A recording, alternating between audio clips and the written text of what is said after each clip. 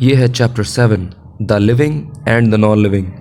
The living यानी कि वो जिनमें जान है, जो सांस लेते हैं, जो साइज़ में बढ़ते हैं। एंड द नॉन लिविंग ये वो हैं जो कि बेजान है, जिनमें जान नहीं है, ज़िंदगी नहीं है, जो साइज़ में बढ़ते नहीं हैं, जो सांस नहीं लेते हैं। As you read this chapter, इस चैप्टर को पढ़ते वक्त, you may be sitting in your classroom, आप बैठे हो सकते हैं अपने क्लासरूम में। फ़िलहाल तो आप इसको यूट्यूब पे देख रहे हैं। यू हैव लर्न इनफ, आप काफ़ी कुछ सीख चुके हैं अबाउट नॉन लिविंग ऑब्जेक्ट्स, बारे में नॉन लिविंग ऑब्जेक्ट्स के। नॉन लिविंग ऑब्जेक्ट्स यानी बेजान चीज़ों के बारे में। एंड लिविंग बींग्स, ज़िंदा लोगों के बारे में। टू नो, ये जानने के लिए, दैट यू, कि आप, योर क्लासमेट्स, क्लास में आपके साथी, योर टीचर, आपकी teacher, the spider on the wall, दीवार पे वो मकड़ी, एंड द ट्री आउटसाइड, बाहर वो पेड़, आर लिविंग, ये लिविंग है, इनमें जान है, ये सांस लेते हैं, ये ग्रो करते हैं। You, your classmates, your teacher, a spider on the wall, the tree outside are living, and that the chair, the table, this book, your pen and pencil are non-living. The chair, the table, the book, pen and pencil are non-living. ये non-living है, ये बेजान है, ये grow नहीं करते हैं, ये सांस नहीं लेते हैं। Still means फिर भी। Let us discuss, चलो डिस्कस करते हैं। What the living and non-living have in common, कि living and non-living में क्या कॉमन है, क्या एक जैसा है। And what differentiates them, और उनमें क्या डिफरेंसेस हैं, उनमें क्या फ़र्क है। The living as well as non-living are made of matter. Living and non-living दोनों ही मैटर से बने होते हैं। अब ये मैटर क्या चीज़ है? Anything that is made of matter has mass and occupies space. जो भी चीज़ मैटर की बनी होती है उसमें मास होता है, जैसे कि 500 ग्राम, 2 किलोग्राम, एंड ऑक्यूपाइज स्पेस, और वो जगह घेरते हैं। यानी कि वो चीज़ें जिनमें मास है और वो जो जगह घेरते हैं उनको हम कहते हैं मैटर। दस, इस तरह से एवरीथिंग अराउंड अस, हमारे आसपास की सारी चीज़ें, वेदर लिविंग और नॉन लिविंग, चाहे वो लिविंग हो या फिर वो नॉन लिविंग हो, हैज़ मास, उनमें मास होता है, एंड ऑक्यूपाइज स्पेस, और वो जगह घेरती हैं। यहाँ पर कुछ living beings and non living objects दिखाए गए हैं। लिविंग बींग्स में हैं tiger, tree, spider, mushrooms, bird, flower, deer, fox, giraffe, fly, fish and frog. ये लिविंग बींग्स हैं क्योंकि ये साइज़ में ग्रो करते हैं और ये सांस लेते हैं। अब आते हैं नॉन लिविंग में। नॉन लिविंग ऑब्जेक्ट्स में यहाँ पर हैं cloud, pencil, bicycle, notebook, chair, drill, car, teddy, clock, plane, scissors, microscope, phone and ball. ये सारे नॉन लिविंग ऑब्जेक्ट्स हैं क्योंकि ये साइज़ में ग्रो नहीं करते एंड ये सांस नहीं लेते। Smallest particles of matter are molecules. Matter के जो स्मॉलेस्ट पार्टिकल्स हैं वो मॉलिक्यूल्स होते हैं, यानी सारे मैटर मॉलिक्यूल्स से मिलकर बनते हैं। यहाँ पर ये दिखाई गई हैं स्टेट्स ऑफ मैटर, जिनमें है solid, liquid and gas. Solid के मॉलिक्यूल्स काफ़ी नज़दीक होते हैं, लिक्विड के मॉलिक्यूल्स थोड़े से दूर होते हैं, एंड गैस के मॉलिक्यूल्स काफ़ी दूर दूर होते हैं। These particles constitute living beings and non-living things. ये particles ही मिलकर बनाते हैं living beings को and non-living things को। But that is where the similarity between the living and non-living ends. लेकिन यहीं पर ये जो similarity है living and non-living beings के बीच की, वो ख़त्म होती है। क्यों? क्योंकि जिस तरह से molecules मिलकर एक नॉन लिविंग थिंग को बना सकते हैं, उस तरह मॉलिक्यूल्स मिलकर किसी लिविंग बीइंग को नहीं बना सकते। यू कैन से दैट, आप कह सकते हैं कि the structural unit of water, यानी वाटर की structural unit is a molecule of water. Water का एक मॉलिक्यूल होती है। A cup of water is simply billions of molecules of water.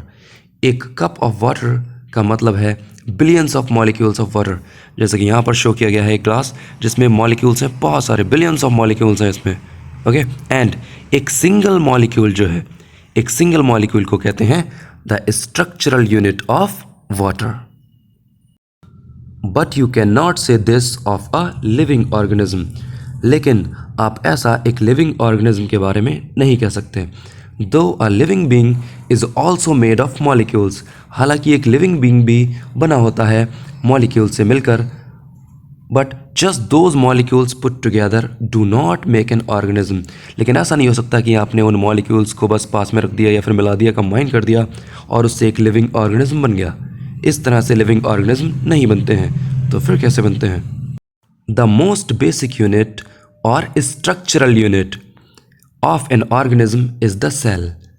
किसी भी लिविंग ऑर्गेनिज्म की जो बेसिक यूनिट या फिर स्ट्रक्चरल यूनिट है वो एक सेल होती है। सबसे छोटी यूनिट किसी लिविंग ऑर्गेनिज्म की है वो क्या है? वो एक सेल है। ये दिखाई गई है यहाँ पर एक cell. Every living organism starts from a cell. सारी की सारी लिविंग ऑर्गेनिजम्स स्टार्ट होती हैं एक सेल से, which divides and redivides to give rise to the organism, जो कि डिवाइड होती हैं या फिर रीडिवाइड होती हैं और बनाती हैं ऑर्गेनिज्म को। इस तरह से यहाँ पर ये सेल्स हैं, बहुत सारी सेल्स मिलकर एक टिश्यू बनाती हैं। ओके, और बहुत सारे टिश्यूज़ मिलकर एक ऑर्गन बनाते हैं, एंड बहुत सारे ऑर्गन्स मिलकर एक ऑर्गन सिस्टम बनाते हैं, एंड बहुत सारे ऑर्गन सिस्टम्स मिलकर एक ऑर्गेनिज्म बनाते हैं। What characterizes a living being? ऐसा क्या है जो लिविंग बीइंग को कैरेक्टराइज करता है, यानी लिविंग बीइंग की खासियत क्या है? लेट अस डिस्कस, चलो डिस्कस करते हैं ऑल द फीचर्स, सारे फीचर्स या फिर क्वालिटीज़ विच कैरेक्टराइज, जो कि खासियत बताते हैं अ लिविंग बीइंग, एक लिविंग बीइंग की, एंड डिस्टिंग्विश इट, और इसका फ़र्क बताते हैं from non living things, non living things से। वी विल स्टार्ट, हम स्टार्ट करेंगे विद द फैक्ट, इस फैक्ट के साथ, that all living beings are made of cells, कि सारी लिविंग बीइंग्स सेल्स से मिलकर बनती हैं। Living beings are made of cells, living beings cells से मिलकर बनी हैं। What is a cell? Cell क्या है? यू कुड से, आप कह सकते हैं, it is the smallest unit और थिंग, ये स्मॉलेस्ट यूनिट या फिर चीज़ है which is capable of life, जिसके अंदर ज़िंदगी है। You will learn more about the cell later, आप सेल के बारे में और ज़्यादा बाद में सीखेंगे, but you can at least see what a cell looks like under the microscope.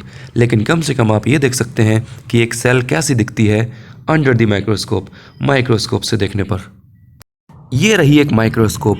Microscope एक ऐसा डिवाइस है जिसमें आप कोई भी स्पेसिमेन रखते हैं यहाँ पर, और इस स्पेसिमेन को यहाँ से देखते हैं, जिससे कि उसकी बहुत बड़ी इमेज दिखाई देती है। वो स्पेसिमेन माइक्रोस्कोप के थ्रू आपको बहुत बड़ा सा दिखाई देता है, काफ़ी जूम्ड व्यू दिखता है उसका। Sales under the microscope, microscope से देखने पर सेल्स की स्ट्रक्चर्स कुछ ऐसी दिखाई देती हैं। So the first one is onion leaf पील, प्याज की पत्ती का छिलका।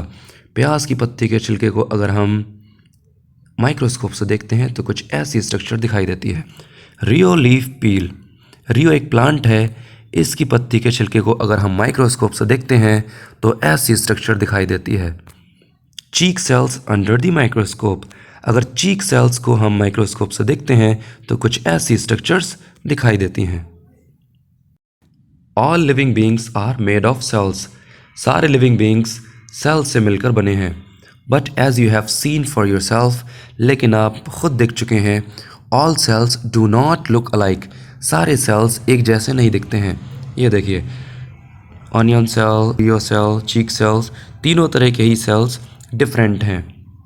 Sales are of different sizes and shapes, cells होते हैं डिफरेंट साइजेस के एंड डिफरेंट शेप्स के, and they perform different functions, और वो डिफरेंट फंक्शंस करते हैं, वो डिफरेंट काम करते हैं। The onion cells you observed, onion cells जो आपने ऑब्जर्व की हैं, फॉर एग्जाम्पल, एग्जाम्पल के लिए, फॉर्म अ कवरिंग, एक कवरिंग फॉर्म करती हैं, and protect the other sales, और अदर सेल्स को प्रोटेक्ट करती हैं inside the onion leaf, onion leaf के अंदर जो अदर सेल्स हैं उनको प्रोटेक्ट करती हैं। ये देखिए यहाँ पर दिखाई गई ऑर्गेनेल सेल्स, ये अपने अंदर के सेल्स को प्रोटेक्ट करती हैं। ऑर्गेनाइजेशन इन लिविंग बींग्स, यानी कि लिविंग बींग्स में किस तरह से ऑर्गेनाइजेशन होता है या फिर वो किस तरह से ऑर्गेनाइज या फिर अरेंज हैं। Some organisms are made of a single cell, कुछ ऑर्गेनिजम्स मेड होती हैं सिंगल सेल से, यानी सिंगल सेल से बनी होती हैं। जैसे कि बैक्टीरिया सिंगल सेल से बना होता है। विच कॉज डिसीजेस, ये डिसीजेस फैलाता है, बीमारियां फैलाता है। And also do helpful things, और कुछ ऐसे भी बैक्टीरियाज हैं जो कुछ हेल्पफुल थिंग्स भी करते हैं, यानी अच्छे काम भी करते हैं। जैसे कि चेंजिंग मिल्क इनटू योगर्ट, जैसे कि मिल्क को योगर्ट में कन्वर्ट करना, यानी दूध से दही बनाना। आर सच ऑर्गेनिज्म, ये ऐसे ऑर्गेनिज्म हैं जो सिंगल सेल से बने होते हैं। ये दिखाया गया है एक बैक्टीरिया को, इस तरह का होता है एक बैक्टीरिया जो कि सिंगल सेल से बना होता है। सो आर अमीबाज, अमीबा भी सिंगल सेल से बना होता है। जैसे कि ये दिखाया गया है एक अमीबा सेल, ये भी सिंगल सेल से बना होता है।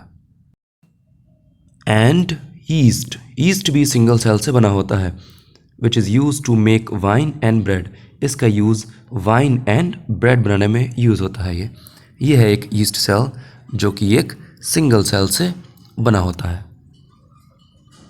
ऑन दी अदर हैंड, दूसरी तरफ, द एनिमल्स एंड प्लांट्स, जानवर और पौधे, वी सी अराउंड अस, हम देखते हैं अपने अराउंड, अपने चारों तरफ, are made of thousands of cells, ये बने हुए हैं थाउजेंड्स ऑफ सेल्स से, यानी हज़ारों सेल्स से। These cells are not put together any old way, इन सेल्स को किसी पुराने मेथड से नहीं जोड़ा गया है। They are organised into special groups, ये ऑर्गेनाइज किए गए हैं स्पेशल ग्रुप्स में। विच परफॉर्म स्पेशल फंक्शंस, जो कि करते हैं कुछ ख़ास काम, कुछ स्पेशल काम। सच ग्रुप्स, ऐसे groups of cells which are similar, cells के ऐसे ग्रुप्स जो एक जैसे हैं यानी सिमिलर हैं। एंड परफॉर्म, और वो करते हैं अ पार्टिकुलर फंक्शन, एक ख़ास काम। आर कॉल्ड टिश्यूज़, उनको टिश्यूज़ कहा जाता है। सेल्स मिलकर टिश्यूज़ बनाती हैं, ये हम डिस्कस कर चुके हैं previously. The cells of the onion peel, यानी प्याज के छिलके की जो सेल्स होती हैं, फॉर एग्जाम्पल के तौर पे, आर सिमिलर, वो एक जैसी होती हैं। एंड दे परफॉर्म, और वो करती हैं the function of protecting the leaf, leaf को प्रोटेक्ट करने का काम, यानी प्याज की पत्तियों को प्रोटेक्ट करती हैं, वो उनको बचाती हैं। In other words, they form a protective tissue, अगर दूसरे वर्ड्स में कहा जाए, दे फॉर्म, वो फॉर्म करती हैं एक प्रोटेक्टिव टिश्यू, एक प्रोटेक्टिव टिश्यू फॉर्म करती हैं। तो सेल्स मिलकर इस तरह के प्रोटेक्टिव टिश्यूज़ बनाती हैं जो अंदर की लीव्स को बाहर के एनवायरनमेंट से प्रोटेक्ट करते हैं। The cheek cells you observed, cheek cells जो आपने ऑब्जर्व की थी, also form a protective tissue, ये भी एक प्रोटेक्टिव टिश्यू फॉर्म करती हैं। The cheek and leaf have other kinds of tissues as well, cheek and leaf के जो टिश्यूज़ होते हैं वो अदर काइंड्स के होते हैं, यानी डिफरेंट काइंड्स के होते हैं। द चीक, फॉर एग्जाम्पल के तौर पे, cheek has muscles which make it move, cheek में मसल्स होती हैं जो कि इसको मूव करने में मदद करती हैं। Muscles are made of muscle tissue, muscles बनी होती हैं मसल टिश्यू से। Whose function is to help movement, जिनका फंक्शन होता है मूवमेंट में मदद करना। सिमिलरली, इसी तरह से, the leaf has many different tissues, leaf में भी बहुत सारे डिफरेंट टिश्यूज़ होते हैं। ऑल दीज टिश्यूज़, ये सारे टिश्यूज़, आर ग्रुप्ड टुगेदर, सारे एक साथ शामिल होते हैं। To help the leaf, leaf को मदद करते हैं। टू परफॉर्म इट्स फंक्शंस, जिससे कि ये अपने फंक्शंस परफॉर्म कर पाए। Such a group of tissues, tissues का ऐसा ग्रुप, विच वर्क टुगेदर, जो साथ में वर्क करते हैं, काम करते हैं। टू परफॉर्म वन और मोर फंक्शंस, एक या एक से ज़्यादा फंक्शंस को करने के लिए, इज़ कॉल्ड एन ऑर्गन, इसको कहते हैं हम ऑर्गन, यानी बहुत सारे टिश्यूज़ मिलकर एक ऑर्गन बनाते हैं। ये देखिए, बहुत सारी सेल्स मिलकर एक टिश्यू फॉर्म करती हैं, बहुत सारे टिश्यूज़ मिलकर ऑर्गन्स फॉर्म करते हैं, बहुत सारे ऑर्गन्स मिलकर एक ऑर्गन सिस्टम फॉर्म करते हैं एंड बहुत सारे ऑर्गन सिस्टम्स मिलकर एक इंडिविजुअल लिविंग ऑर्गेनिज्म को बनाते हैं। The leaf is an organ of a plant. The leaf यानी कि पत्ती, इज़ एन ऑर्गन, ये एक ऑर्गन है, ऑफ अ प्लांट, एक प्लांट यानी पौधे का। एंड द आई यानी कि आँख, द हार्ट यानी कि दिल, एंड द टंग यानी ज़ुबान आर सम ऑर्गन्स, ये कुछ ऑर्गन्स हैं इन योर बॉडी, आपकी बॉडी में। द टंग यानी कि ज़ुबान और जीभ, इज़ एन ऑर्गन, ये एक ऑर्गन है विच हेल्प्स यू स्पीक, जो आपको बोलने में मदद करता है। एंड swallow फूड, और खाना निगलने में मदद करता है। All the tissues of the tongue cooperate to make it perform these functions. जीभ के सारे टिश्यूज़ मिलकर जीभ को इस काबिल बनाते हैं कि ये सारे फंक्शंस कर पाए। Many of the complex functions, बहुत सारे मुश्किल काम, परफॉर्म्ड बाय एन ऑर्गेनिज्म, जो कि एक ऑर्गेनिज्म करती है, need the cooperation of many organs, इसके लिए बहुत सारे ऑर्गन्स का कोऑपरेशन चाहिए होता है, यानी बहुत सारे ऑर्गन्स मिलकर इस काम को करते हैं। अ ग्रुप ऑफ ऑर्गन्स यानी ऑर्गन्स का एक group, which cooperate with each other, जो कि एक दूसरे के साथ कोऑपरेट करके to perform a particular function, एक पार्टिकुलर फंक्शन यानी एक ख़ास काम को अंजाम देते हैं, is called an organ system, इसको हम कहते हैं एक ऑर्गन सिस्टम। ये देखिए बहुत सारे ऑर्गन्स मिलकर एक ऑर्गन सिस्टम बना रहे हैं। योर माउथ, स्टमक, लिवर, आपका मुंह, पेट and liver, and many other organs, और बहुत सारे दूसरे ऑर्गन्स वर्क टुगेदर, एक साथ काम करते हैं, to help you digest food, जिससे कि आप फूड को डाइजेस्ट कर पाएँ। They form an organ system, ये एक ऑर्गन सिस्टम को फॉर्म करते हैं, कॉल्ड द डाइजेस्टिव सिस्टम, जिसको हम कहते हैं डाइजेस्टिव सिस्टम। दस, इस तरह से cells are organised into tissues, cells organise होकर यानी अरेंज होकर टिश्यूज़ बनाती हैं, विच फॉर्म ऑर्गन्स, और ये टिश्यूज़ ऑर्गन्स फॉर्म करते हैं, and which in turn are organised into organ systems, और ये ऑर्गन्स ऑर्गेनाइज होकर यानी अरेंज होकर ऑर्गन सिस्टम बनाते हैं कुछ इस तरह से। ये देखिए सेल्स ये कंबाइन होकर यानी ऑर्गेनाइज होकर टिश्यूज़ फॉर्म करती हैं, टिश्यूज़ ऑर्गेनाइज होकर कंबाइन होकर ऑर्गन्स बनाते हैं, ऑर्गन्स मिलकर ऑर्गन सिस्टम बनाते हैं, एंड बहुत सारे ऑर्गन सिस्टम्स मिलकर एक इंडिविजुअल ऑर्गेनिज्म बनाते हैं। एक इंडिविजुअल ऑर्गेनिज्म एक इंसान, एक जानवर या फिर कोई भी लिविंग बीइंग हो सकता है। Organisation is an essential characteristic of a living being, ये जो ऑर्गेनाइजेशन है जो अभी तक हम लोगों ने स्टडी किया है, इज़ एन एसेंशियल कैरेक्टरिस्टिक, ये बहुत ही ज़रूरी खासियत है, ऑफ अ लिविंग बीइंग, एक लिविंग बीइंग की। The non living world is not organised in this way, non living world या फिर नॉन लिविंग थिंग्स इस तरह से ऑर्गेनाइज नहीं होती हैं। Nobody needs to tell you, किसी को भी आपको ये बताने की ज़रूरत नहीं है, दैट लिविंग बींग्स ग्रो, कि लिविंग बींग्स साइज में बढ़ती हैं। You were born a tiny baby, जब आप पैदा हुए थे तो आप एक छोटे बच्चे थे, and now you are nearly 5 feet tall, और अब आप कम से कम 5 फीट लंबे तो होंगे ही। You will still grow for a few more years, आप अभी भी ग्रो करेंगे यानी साइज में बढ़ेंगे, for a few more years, कुछ और साल तक, then you will stop growing, फिर आप बढ़ना बंद हो जाएंगे। This is true of all animals, ये सच है सारे एनिमल्स के लिए। They grow to the adult size, वो बढ़ते हैं जवान होने तक यानी एडल्ट होने तक, एंड देन स्टॉप ग्रोइंग, और उसके बाद वो बढ़ना बंद हो जाते हैं। जैसे कि यहाँ पर दिखाया गया है, ये एक टाइनी बेबी है, उसके बाद इसकी ये ग्रोथ हो रही है, फिर ग्रोथ रुक गई है और ये फाइनली ओल्ड हो गया है। Plants on the other hand, दूसरी तरफ ये जो पौधे हैं, ग्रो ऑल देयर लाइफ्स, वो अपनी सारी ज़िंदगी ग्रो करते रहते हैं, साइज़ में बढ़ते रहते हैं। They start as tiny seedlings, वो जब स्टार्ट होते हैं तो वो एक छोटे से बीज होते हैं, ये रहा एक छोटा सा बीज, एंड देन कीप ग्रोइंग, और फिर वो बढ़ते रहते हैं। ये देखिए एक छोटा सा बीज था, उसके बाद ये बढ़ना स्टार्ट हुआ और फिर ये बढ़ता गया बढ़ता गया बढ़ता गया पूरा प्लांट बनने तक। यू में एक्सक्लेम, आपको ये हैरानी हो सकती है, but the Gulmohar tree outside my school, जो गुलमोहर का एक पेड़ है आउटसाइड माई स्कूल, स्कूल के बाहर, हैज़ रिमेन्ड द सेम, वो तो वैसे का वैसा ही है, since I join the school, जब से हमने स्कूल को ज्वाइन किया है। ये देखिए, ये एक गुलमोहर का ट्री है जो कि आपके स्कूल के बाहर या फिर स्कूल में हो सकता है। वेल, खैर, big trees do not seem to grow taller every year, ये जो बड़े पेड़ होते हैं ना, ये हर साल ये टॉलर होते हुए नहीं दिखते हैं, इनको आप बड़ा होते हुए नहीं देख सकते हर साल।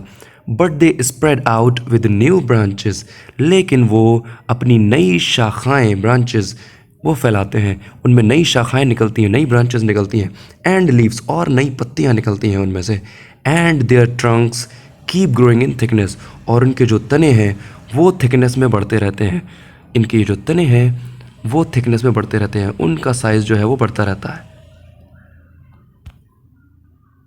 Growth is a characteristic, growth यानी साइज में बढ़ना, ये एक ऐसी कैरेक्टरिस्टिक है, यानी एक ऐसी खासियत है, differentiating the living from the non living, जो डिफरेंशिएट करती है यानी फ़र्क करती है लिविंग बींग्स का नॉन लिविंग थिंग्स से।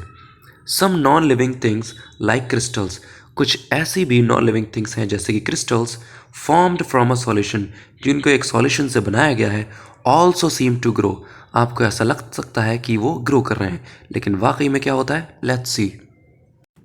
ये एक शुगर क्रिस्टल है, यानी चीनी का एक टुकड़ा है, इसको हमने एक शुगर सॉल्यूशन में डाल रखा है, तो क्या होता है, ये क्रिस्टल इस सॉल्यूशन में मौजूद शुगर को कलेक्ट करने लगता है और इसका साइज बढ़ने लग जाता है। But this growth is different, लेकिन ये जो ग्रोथ है वो अलग है, डिफरेंट है। A sugar crystal hanging in a solution, एक शुगर क्रिस्टल जो कि हैंग कर रहा है, टंगा हुआ है, लटका हुआ है एक सॉल्यूशन में, ग्रोज, वो ग्रो करता है, because more sugar is added on to it, क्योंकि बाहर से मोर शुगर इसमें ऐड होने लग जाती है। फ्रॉम द आउटसाइड, ये बाहर से, इसका मतलब ये जो नॉन लिविंग थिंग्स हैं इनमें जो ग्रोथ होती है वो बाहर से होती है, the growth is from outside. You on the other hand, और दूसरी तरफ आप हैं, आप क्यों ग्रो करते हैं, you grow because the cells inside your body multiply, क्योंकि आपकी बॉडी के अंदर जो सेल्स हैं वो मल्टीप्लाई होती हैं, and grow inside your body, और आपकी बॉडी के अंदर वो सेल्स ग्रो होती हैं। ओके, तो आप क्यों ग्रो होते हैं, क्योंकि आपके अंदर की सेल्स ग्रो हो रही हैं। In non living things growth occurs from outside, तो नॉन लिविंग थिंग्स में ग्रोथ जो होती है वो बाहर से होती है, वाइल इन लिविंग बींग्स, लेकिन लिविंग बींग्स में क्या होता है, growth occurs from inside, growth अंदर से होती है, क्योंकि सेल्स मल्टीप्लाई हो रही होती हैं, सेल्स की ग्रोथ हो रही होती है। हमारी बॉडी में सेल्स कुछ इस तरह से ग्रो होती हैं। यहाँ पे ये एक शुगर क्रिस्टल दिखाया गया है जिसमें ये बाहर से ग्रोथ हो रही है, क्योंकि नॉन लिविंग थिंग्स में ग्रोथ बाहर से होती है। और इधर एक ये एग है, इस एग में से ये चिकन निकलता है, यानी चूज़ा निकलता है, उसके बाद ये ग्रो करता है और एक हैन बन जाता है, एक मुर्गी बन जाता है, उसके बाद और ज़्यादा ग्रो होके एक और बड़ी सी मोटी सी मुर्गी बन जाता है, अब बिग फैट हैन बन जाता है। तो यहाँ पर जो ग्रोथ हो रही है वो अंदर से हो रही है। क्यों? क्योंकि सेल्स जो हैं वो ग्रो कर रही हैं, क्योंकि लिविंग बींग्स में ग्रोथ अंदर से होती है। Living beings follow a life cycle, living beings एक लाइफ साइकिल को फॉलो करते हैं, ये पैदा होते हैं, ग्रो करते हैं एंड फाइनली मर जाते हैं। All living beings start from a single cell, सारे के सारे लिविंग बींग्स स्टार्ट होते हैं एक सिंगल सेल से। इन मैनी प्लांट्स, बहुत सारे प्लांट्स में, this cell grows and multiplies inside a seed, एक सेल जो है वो ग्रो करती है और मल्टीप्लाई होती है इनसाइड अ सीड, बीज के अंदर ही, until the seedling burst out, जब तक कि उस सीड में से ये स्मॉल सी स्ट्रक्चर नहीं निकलने लग जाए। ओके, इसको, ये जो स्मॉल सी स्ट्रक्चर्स निकल रही हैं इसमें, इस प्रोसेस को कहते हैं हम सीडलिंग।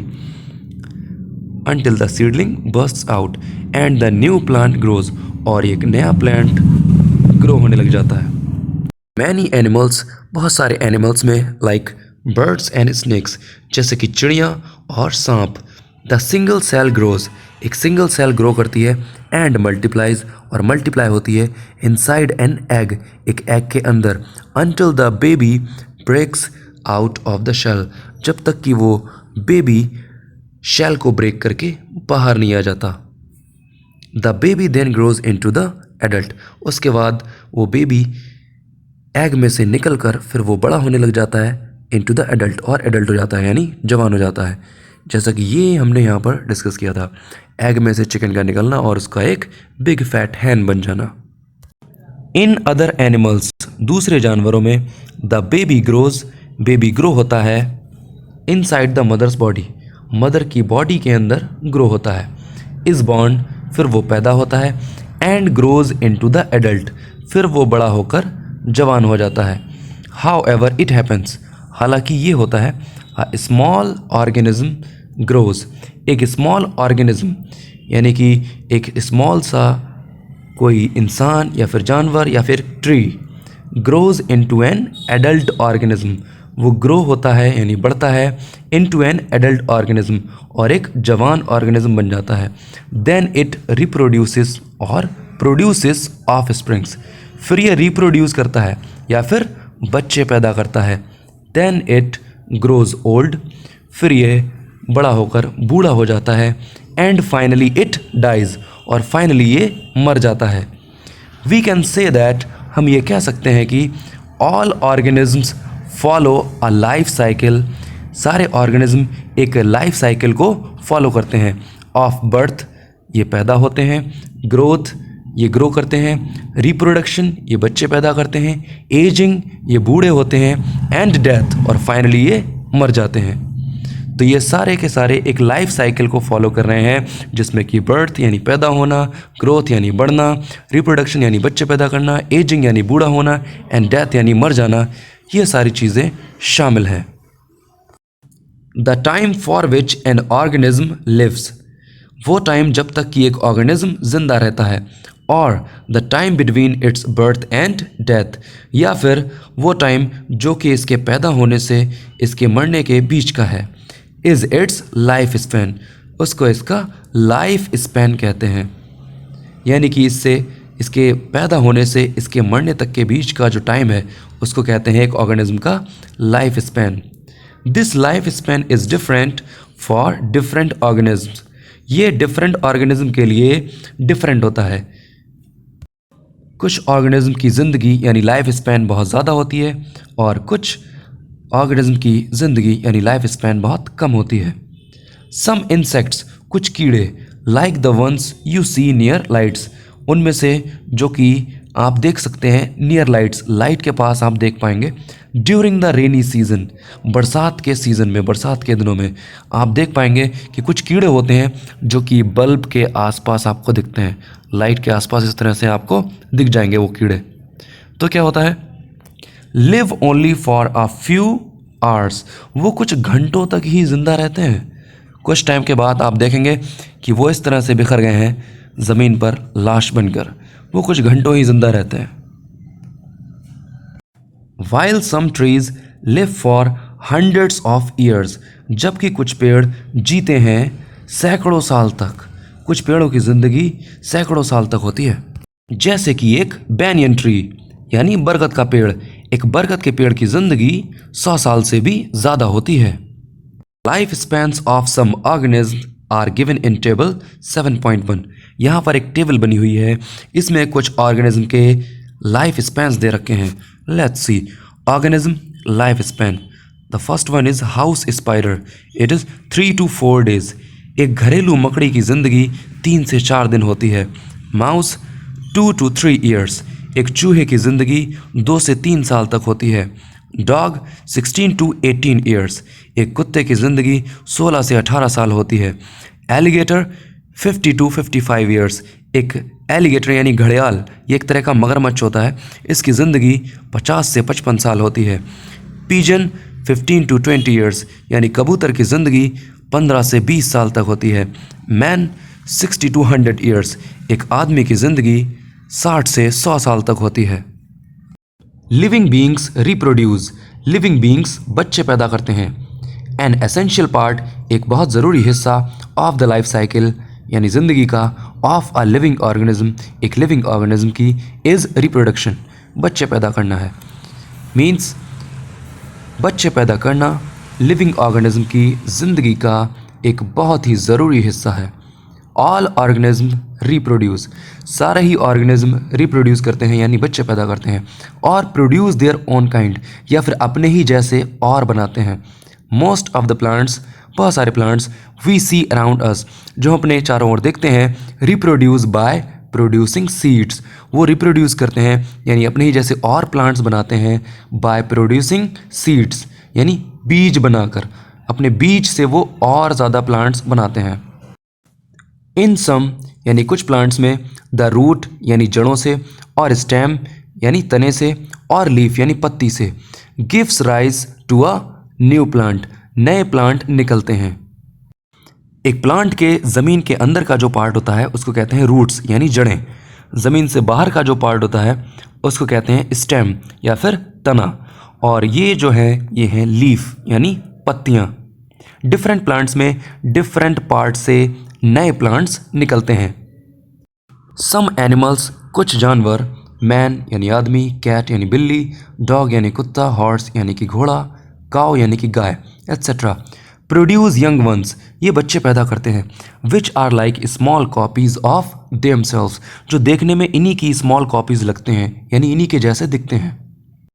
ये है एक मैन और इसका बेबी, एक कैट और इसका बेबी किटन, एक डॉग और इसका बेबी पपी, एक हॉर्स और इसका बेबी फोल, एक काव और इसका बेबी काफ। एंड सम, और कुछ ऑर्गेनिज्म, फिश यानी कि मछली, इंसेक्ट्स यानी कि कीड़े, फ्रॉग्स यानी कि मेढक, लिजर्ड्स यानी छिपकली, बर्ड्स यानी चिड़िया, etcetera, reproduce by laying eggs, ये बच्चे पैदा करते हैं अंडे देकर यानी इनके अंडों में से बच्चे निकलते हैं। Fish, mosquito, snake, frog, lizard, crow, ये कुछ ऑर्गेनिज्म हैं जो अंडे देते हैं और इनके अंडों में से बच्चे निकलते हैं। Not everyone has the chance, ये मौका सबको नहीं मिलता, to see a baby animal being born, जानवर के एक बच्चे को पैदा होते हुए देखने का, और hatching out of an egg, या फिर एक अंडे में से बच्चे को निकलते हुए देखना, ये मुमकिन नहीं हो पाता सबके लिए। You can however easily observe, हालांकि आप ये आसानी से ऑब्जर्व कर सकते हैं, a seedling grow out of a seed, एक बीज में से प्लांट को निकलते हुए आप आसानी से ऑब्जर्व कर सकते हैं। Try the seeds available in the kitchen, आप अपने किचन में जाइए और वहाँ पर जो सीड्स यानी बीज अवेलेबल हैं उनको देखिए, उनको ट्राई कीजिए। बीन्स, बीन्स में राजमा हो सकता है, पीज यानी मटर, ग्राम्स यानी चना, कोरिएंडर यानी धनिया, व्हीट यानी गेहूँ, मेज़ यानी मक्का, और मस्टर्ड यानी सरसों।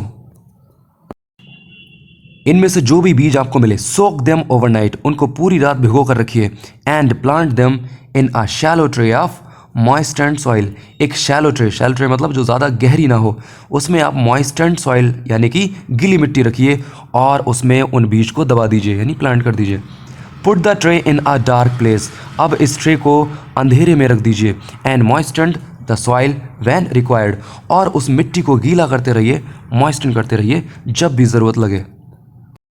आप पाएंगे कि इस बीज में से ये इस तरह की स्ट्रक्चर्स निकलने लग जा रही हैं और ये स्ट्रक्चर्स बड़ी होती जा रही हैं। बड़ी होते होते इसका जो लोअर पोर्शन है वो रूट्स बन जाता है प्लांट की, और अपर पोर्शन में से लीव्स निकलती हैं, फ्लावर्स निकलते हैं एंड फ्रूट्स निकलते हैं, और इन स्टेजेस को आने में काफ़ी दिन लग जाते हैं। You could also try to grow seedlings, आप एक और तरीके से बीज में से प्लांट को उगाने का ट्राई कर सकते हैं। From the seeds of a garden plants, अपने बगीचे के प्लांट्स में से बीज निकालकर। से it is the season of marigolds, मान लीजिए ये जो सीज़न है वो मैरीगोल्ड्स का है, मैरीगोल्ड्स यानी गेंदे के फूल का। Plant the long black structures you will see when you open the lower part of the flower, आप प्लांट कर सकते हैं ब्लैक स्ट्रक्चर को। कौन सी ब्लैक स्ट्रक्चर? ये देखिए गेंदे के फूल के नीचे ये जो ब्लैक स्ट्रक्चर दिख रही है आपको, when you open the lower part of the flower, lower part में है ये फ्लावर के, इसको आप प्लांट कर सकते हैं किसमें? In a shallow tray of soil, एक शैलो ट्रे में यानी कि जो ज़्यादा गहरी नहीं है उसमें आप मिट्टी भरें एक ट्रे में जो कि ज़्यादा गहरी नहीं है, और उसमें इस प्लांट के ये ब्लैक स्ट्रक्चर को लगा दें तो उसमें से भी गेंदे के फूल यानी मैरीगोल्ड फ्लावर्स निकलने लग जाएंगे कुछ टाइम के बाद। You could even plant N onion, बिल्कुल इसी तरह से आप प्लांट कर सकते हैं, उगा सकते हैं एक ऑनियन यानी प्याज को, और अ स्लाइस ऑफ पोटैटो, या फिर पोटैटो यानी आलू के एक स्लाइस को, with a couple of eyes, ऐसा पोटैटो जिसमें आइज हो, ये है पोटैटो की eyes. If you want to see plants grow out of a leaf, अगर आप प्लांट को ग्रो होते हुए देखना चाहते हैं एक लीफ में से, एक पत्ती में से, प्लेस अ ब्रायोफाइलम, आप एक ब्रायोफाइलम लीजिए। स्प्राउट लीफ प्लांट एक ऐसा प्लांट है जिसकी पत्ती में से पौधा उगता है। ब्रायोफाइलम लीफ लीजिए। इन अ पॉट ऑफ सॉइल, एक बर्तन में मिट्टी को भरकर उसमें ये ब्रायोफाइलम की लीफ को दबा दीजिए। And cover it with some loose moist soil, और इसको ऊपर से भी कवर कर दीजिए कुछ गीली मिट्टी के साथ।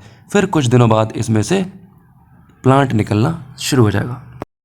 लिविंग बींग्स नीड फूड, जिंदा रहने वालों को खाने की ज़रूरत होती है। ऑल लिविंग बींग्स, सारे लिविंग बींग्स नीड फूड, इनको खाने की ज़रूरत होती है। टू गेट एनर्जी, एनर्जी के लिए। To carry out various functions, जिससे कि ये बहुत सारे फंक्शंस यानी बहुत सारे काम कर पाएँ। टू ग्रो, ग्रो कर पाएँ। And maintain the body, and body को मेंटेन कर पाएँ। एंड टू फाइट डिसीजेस, और बीमारियों से लड़ पाएँ। They get their foods in different ways, इनको इनका खाना अलग अलग तरह से मिलता है। Animals are called heterotrophs, heterotrophs यानी कि hetero means other than self, यानी खुद से अलग, ट्रॉफोस यानी फीडर मीन्स खुद से अलग, इनको डिपेंड रहना पड़ता है खाने के लिए, इसीलिए एनिमल्स को हम कहते हैं हेट्रोट्रॉफ्स। क्यों? Because they depend on others for food, इनको खाने के लिए दूसरों पर डिपेंड रहना पड़ता है। ऐसे एनिमल्स या फिर ऑर्गेनिज्म को हम कहते हैं heterotrophs. Green plants are called autotrophs, green plants को हम ऑटोट्रॉफ्स कहते हैं। ऑटोज मीन सेल्फ यानी खुद। Because they make their own food, क्योंकि वो अपना खाना खुद बनाते हैं, इसीलिए इनको ऑटोट्रॉफ्स कहते हैं। Through the process of photosynthesis, photosynthesis के प्रोसेस से ये अपना खाना खुद बनाते हैं। फोटोसिंथेसिस को हम लोग चैप्टर 6 में डिस्कस कर चुके हैं। The green pigment in leaves, क्या होता था उसमें? प्लांट्स में उनमें ग्रीन पिगमेंट्स होते हैं यानी ग्रीन पार्ट होते हैं उनकी पत्तियों में, कॉल्ड क्लोरोफिल, जिसको हम क्लोरोफिल कहते हैं। हेल्प्स प्लांट्स, ये प्लांट की हेल्प करते हैं। मेक फूड, खाना बनाने में। From carbon dioxide and water, carbon dioxide and water की मदद से। In the presence of sunlight, sunlight की प्रेजेंस में। Carbon dioxide enters the leaves, carbon dioxide leaves में यानी पत्तियों में एंटर करती है थ्रू पोर्स, छेदों के थ्रू, कॉल्ड स्टोमेटा, जिनको हम स्टोमेटा कहते हैं। If you did the activity, अगर आपने वो एक्टिविटी की है of observing the cells, cells को ऑब्जर्व करने की। इन द पील ऑफ रियोलीफ, रियोलीफ के छिलके में सेल्स को ऑब्जर्व करने की। हाँ जी, इस चैप्टर के स्टार्टिंग में हमने रियोलीफ को माइक्रोस्कोप से देखा था। यू वुड हैव नोटिस्ड, आपने नोटिस किया होगा, pair of been shaped sales, आपने नोटिस किया होगा बीन शेप्ड सेल्स को। ये इस तरह की होती हैं बीन शेप्ड सेल्स, ये यहाँ पर बीन शेप्ड सेल्स दिखाई गई हैं। With a pore in the middle, जिसके बीच में एक छेद है, ये देखिए इन सेल्स के बीच में ये रहा, ये छेद है, इन छेदों को ही स्टोमेटा कहते हैं। The pores are the stomata, ये छेद ही स्टोमेटा है। The opening and closing of which, इनकी opening and closing is regulated by bean shaped cells, regulate होती है बीन शेप्ड सेल्स की हेल्प से, यानी ये बीन शेप्ड सेल्स ही इन पोर्ट्स को ओपन एंड क्लोज करती हैं। Living beings respire, living beings सांस लेते हैं। All living beings use food to produce energy, सारे लिविंग बींग्स फूड का इस्तेमाल यानी खाने का इस्तेमाल करते हैं एनर्जी को प्रोड्यूस करने के लिए। इन देयर बॉडीज़, अपने शरीर में। For this they need oxygen, इसके लिए उन्हें ज़रूरत होती है ऑक्सीजन की। विच दे गेट, जो उन्हें मिलती है फ्रॉम द एयर, हवा से, और वाटर, पानी से, सराउंडिंग देम, जो उनके आसपास है। Oxygen combines with food, oxygen food के साथ कंबाइन हो जाती है विद इन देयर बॉडीज़, उनके शरीर के अंदर, टू रिलीज एनर्जी, और एनर्जी को रिलीज़ करती है। This is a chemical change, ये एक केमिकल चेंज है in which carbon dioxide and water vapour are produced, ये केमिकल चेंज है जिसमें प्रोड्यूस होते हैं carbon dioxide and water vapour. The carbon dioxide and water vapour are wastage, ये carbon dioxide and water vapour ये wastage होते हैं which the body throws out, जिसको बॉडी बाहर निकाल देती है। This process of taking in air और वाटर, ये जो प्रोसेस है जिसमें बॉडी में इनटेक किया जा रहा है एयर और water, letting oxygen combine with food, और ऑक्सीजन को मिलने दिया जा रहा है फूड के साथ, and throwing out carbon dioxide and water vapour, और carbon dioxide and water vapour को बॉडी से बाहर फेंक दिया जा रहा है। इस प्रोसेस को हम कहते हैं रेस्पिरेशन। इस तरह से रेस्पिरेशन या फिर सांस लेने के इस प्रोसेस में हम ऑक्सीजन को अपनी बॉडी के अंदर लेते हैं एंड कार्बन डाइऑक्साइड को हम बॉडी से बाहर रिलीज कर देते हैं।